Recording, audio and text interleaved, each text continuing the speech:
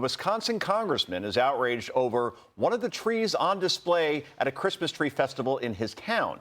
The tree by the Satanic Temple is covered in red lights, of course, pentagrams, and an ornament reading, "Hail Santa," a nod to the phrase, "Hail Satan." The congressman who represents that community sounded off on it earlier on Sunday Morning Futures.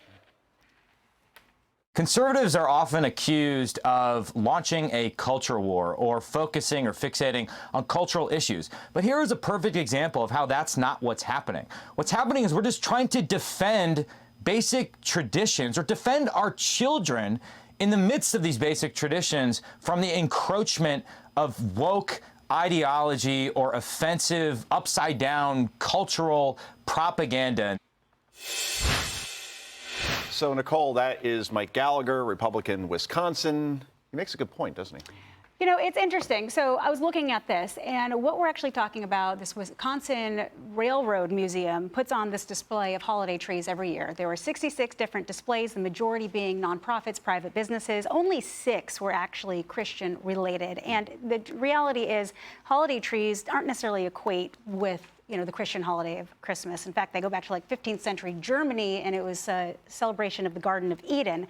So I certainly don't think that Christians should be offended by some of these non-Christian trees, just like I don't believe non-Christians should be offended by Christmas trees at all.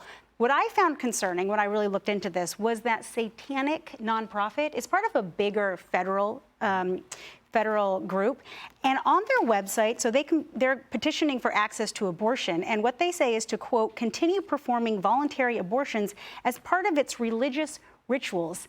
And to me, that is a huge ordeal. And so when we're talking about the spirit of the holidays and families coming together, and especially a railroad museum, where you're going to have children, right, these are certainly nothing that children should be exposed to. And so we cannot take a family-friendly event and put things in front of them that could be harmful for them. That's the thing, Alicia.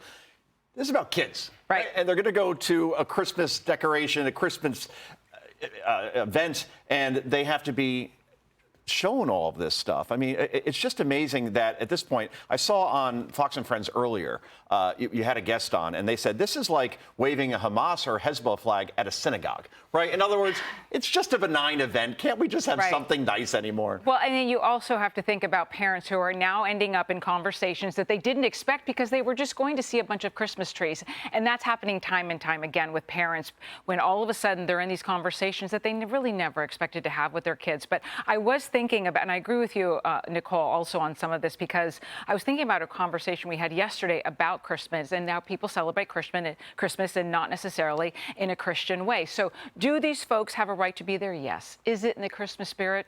No.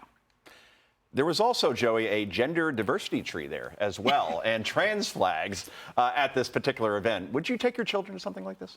If it were my hometown, and it's something that was a celebrated tradition, which is how this read to me. I'm not there. I don't know the size of this town or the demographics. Yeah. Yes, absolutely would. The thing about freedom is it's dangerous, but it's worth it. I believe in the Second Amendment. I believe in the First Amendment. My version of this, which hits me to my core, is going to bury a good buddy at Arlington National Cemetery and having to go through the Westboro Baptist Church protesters in order to get there.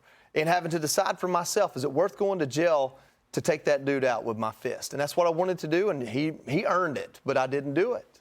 Partly because I don't have legs anymore, and fighting isn't really on the table for me unless I'm biting your kneecaps off from the ground. But my point is, I had to deal with that. I had to live through it. I had to shelter his family from seeing it. They're saying horrible, hateful things about people that serve in the military.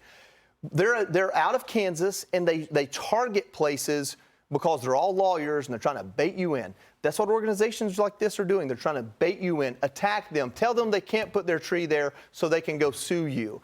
There are organizations like that exist under the guise of the First Amendment. You got to be smarter, and you got to see it coming, and you can't give up things just because they show up. And this is the beauty. Yeah. These parents, if they don't like the community they're in, they can choose to move away. That's the thing, right? If we believe in free speech and absolute free speech, then I guess you allow this, and then let the consumer decide whether you want to go or not go. And hey, Sean Hannity here. Hey, click here to subscribe to Fox News YouTube page and catch our hottest interviews and most compelling analysis. You will not get it anywhere else.